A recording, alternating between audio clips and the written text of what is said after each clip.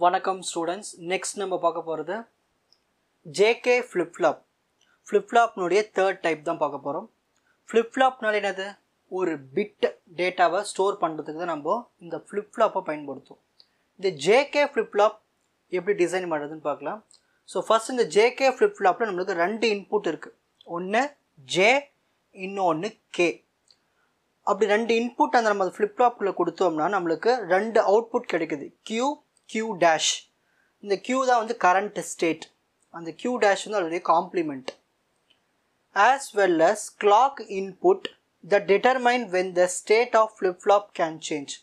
கூட எக்ஸ்ட்ராவாக நம்ம இன்னொரு இன்புட்டை கொடுக்கறது வந்து கிளாக் பல்ஸ் சிக்னலில் ஒரு இன்புட் கொடுப்போம். அதுதான் டிட்டர்மைன் பண்ணோம் என்ன ஸ்டேட்டுன்னு. ஓகேங்களா? ஸோ இந்த ஜேகே கூட எக்ஸ்ட்ராவாக நம்ம என்ன பண்ணுறோம்? கிளாக் இன்புட்டும் கொடுக்குறோம். நம்மளுக்கு அப்படி கொடுக்கும்போது நம்மளுக்கு ரெண்டு அவுட்புட் கிடைக்குது. Qன்னு ஒரு அவுட்புட், Q bar அதாவது Q டேஷ்னு ரெண்டு அவுட்புட்டு கிடைக்குது. ஒன்று வந்து கரண்ட் ஸ்டேட்டு, இன்னொன்று complement of current state. So இதுதான் வந்து லாஜிக் சிம்பிள். ஜேகே ஃப்ளிப்ஃப்ளாப்னுடைய லாஜிக் சிம்பிள். ஃபஸ்ட்டு ஜேன்னு ஒரு இன்புட் தரோம், கேன்னு ஒரு இன்புட் தரோம், கூட கிளாக் பல்ஸ் சிக்னலை கொடுக்குறோம். இது முடிவு பண்ணி நம்மளுக்கு ஒரு அவுட்புட்டை கொடுக்குறது. இந்த பக்கம் ஒரு அவுட்புட் என்னது? Q கரண்ட் ஸ்டேட் என்ன, Q பார் வந்து அதோடைய காம்ப்ளிமெண்ட். இதுதான் வந்து logic simple of JK flip-flop.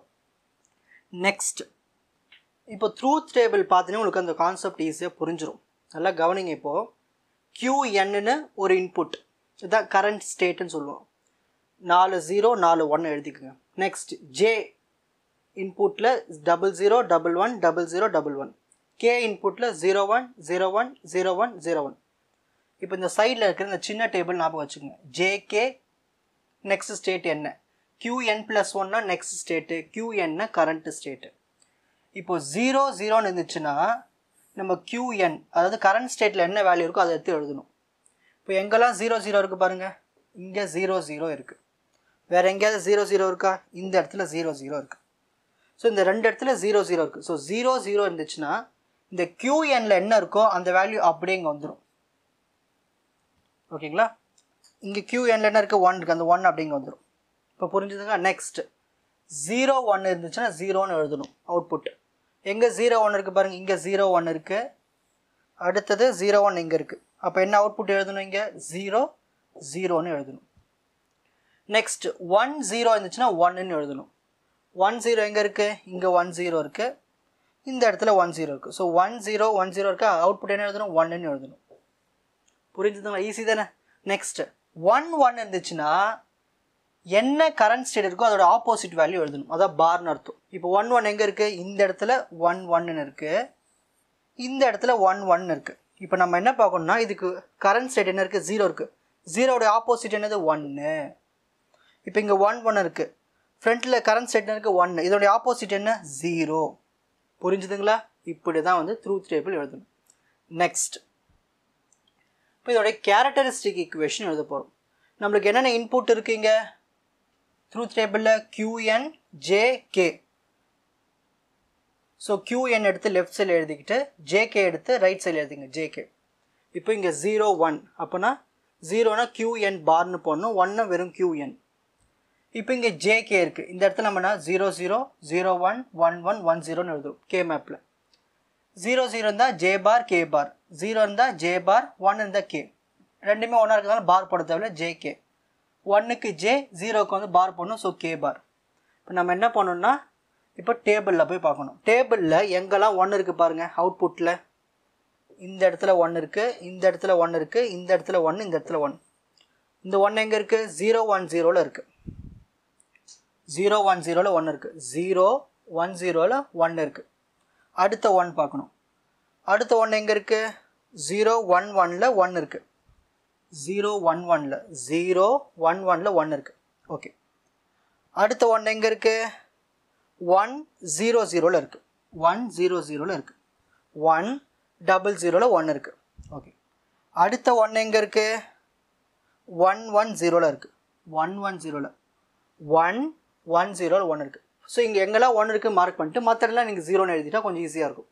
இப்போ நம்ம வந்து மார்க் பண்ண போகிறோம். ஃபஸ்ட்டு 8 1s இதில் இருக்கா? இல்லை. ஸோ குரூப் பண்ண முடியாது. 4 1s இருக்கா? அதுவும் இல்லை.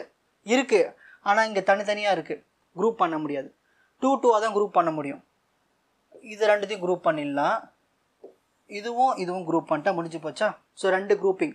ஃபர்ஸ்ட் இந்த டபுள் ஒன்னுக்கு பார்ப்போம். இந்த டபுள் ஒன்னுக்கு லெஃப்ட் சைடு என்ன இருக்குது? QN பார் என்ன இருக்குது? QN பார் எழுதியாச்சுங்களா? இதுக்கடுத்து டாப்பில் பாருங்கள். டாப்ல இருக்குது JK இருக்குது, JK பார் இருக்குது. கேவும் K பாரும் கேன்சல். இப்போ ரெண்டுத்தையும் காமனாக இருக்குது, J தான் இருக்குது. ஸோ J எடுத்து எழுதியாச்சு. இப்போது ஒரு குரூப்பிங் முடிச்சாச்சு. இப்போ அடுத்தது இந்த குரூப்பிங்க்கு பார்ப்போம். இந்த டபுள் இந்த ஒன்று தான் குரூப் பண்ணியிருக்கோம். இதோட லெஃப்ட் சைடு என்ன இருக்குது? QN இருக்குது. QN எடுத்து எழுதியாச்சுங்களா? இதுக்கு அப்படியே மேலே பாருங்கள், J பார் K பார் இருக்குது, இங்கே JK பார் இருக்குது. இந்த J பாரும் இந்த Jவும் கேன்சல். அப்போ பேலன்ஸ்னா இருக்கும் K பார் தான் காமனாக இருக்கும். ஸோ K பார் எடுத்து இங்கே எழுதணும்.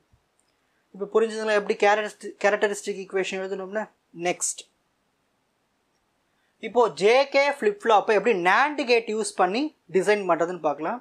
ஃபஸ்ட்டு இங்கே ஒரு NAND கேட் எடுத்துக்கணும். NAND என்னது? ஒரு ஆண்டு கூட பபிள் சிம்பிள் நாட் கேட் போட்டோம்னா அதான் NAND. இங்கே ஒரு NAND எடுத்துக்கிறோம். இந்த NANDல் J இன்புட்டு கொடுக்குறோம், இந்த NANDல் K இன்புட் கொடுக்குறோம். இதுக்கு ரெண்டுத்துக்கும் காமனாக கிளாக் பல்ஸ் சிக்னலை கொடுக்குறோம். ஓகேங்களா? அது மட்டும் இல்லாமல் இப்போ அப்படியே பாருங்கள், இன்னொரு இன்புட் எங்கே வரப்போகுதுன்னா அது பின்னால் வரப்போகுது. கவனிங்க, அவுட்புட்டு தான் அங்கே இன்புட்டாக வரப்போகுது. நெக்ஸ்ட்டு நான் இங்கே ஒரு NAND கேட் தரேன். இதுக்கு இதனுடைய அவுட்புட் தான் இங்கே இன்புட்டாக வருது. இதுக்கு அவுட்புட் தான் இந்த NAND கேட்டுக்கு இன்புட்டாக வருது. இதனுடைய அவுட்புட் இருக்குங்க இல்லையா, அந்த அவுட்புட் வேல்யூ எடுத்து இங்கே இன்புட்டாக கொடுக்குறோம். நெக்ஸ்ட் இதனுடைய அவுட்புட் இருக்குங்க இல்லையா, அதை இன்புட்டாக எடுத்து இந்த NAND கேட்டுக்கு கொடுக்குறோம். திரும்ப என்ன பண்ணுறோன்னா ஃபைனலாக இங்கே ஒரு அவுட்புட் வருதுங்க இல்லையா, அந்த அவுட்புட் எடுத்து இந்த NAND கேட்டுக்கு இன்புட்டாக கொடுக்குறோம். அதே மாதிரி இந்த Q பார்னுடைய அவுட்புட் வேல்யூ எடுத்து இங்கே இன்புட்டாக கொடுக்குறோம். இந்த மாதிரி கொடுத்தோம்னா நம்மளுக்கு JK ஃப்ளிப் ஃப்ளாப் டிசைன் வரும்னு சொல்கிறாங்க, ஒர்க் ஆகும். இது ஒரு JK ஃப்ளிப் ஃப்ளாப்பாக ஒர்க் ஆகும்னு சொல்கிறாங்க. இப்போது screenshot time. First JK flip ஃப்ளாப்னா என்னென்ன இன்புட் கொடுக்கணும், என்னென்ன அவுட்புட் கொடுக்கணும், logic simple, truth table, characteristic equation, அப்புறம் இந்த லாஜிக் டயக்ராம் எக்ஸாமில் கேட்டால் எழுதுங்க. ஓகேங்களா? உங்களுக்கு இந்த கண்டென்ட் ஈஸியாக புரிஞ்சிருக்கும்னு நினைக்கிறேன். வாட்ச் அதர் எபிசோட்ஸ் இன் த appropriate playlist. Fuji silver academy strength success clarity. வணக்கம்.